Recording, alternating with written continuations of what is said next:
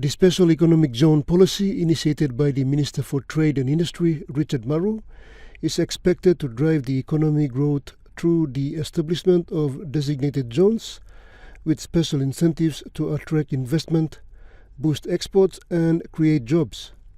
The policy focuses on downstream processing of raw materials, import substitution and aligning with the country's medium-term development plan.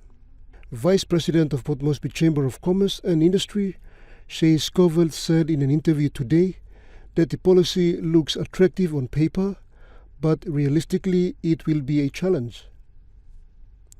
He highlighted that a safe environment combined with consistent access to essential utilities such as electricity are crucial in retaining or attracting new investors.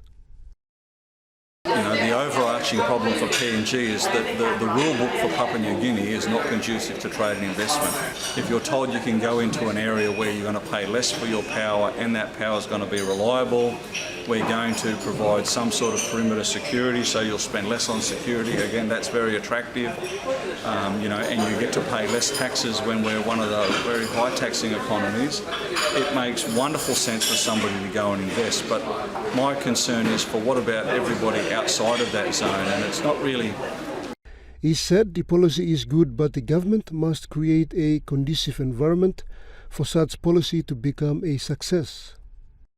It's not to say that the policy is bad. I think it can work in some very clear areas, and let's get a rule book that's conducive for all sorts of activity and every investor, be you an at-home MSME or a significant capital investment from a. He further highlighted the Pacific Marine Industrial Zone, or PMIZ, as an example. He said though the project had high expectations, it struggled. And I think that the authority did try very hard to make that happen in the early days, but for numerous reasons it hasn't yet really taken off. But by and large, the most important thing for Papua New Guinea is to actually make sure that we stop having a need for every project to have its own rule book. Pakatambua National EMTV News.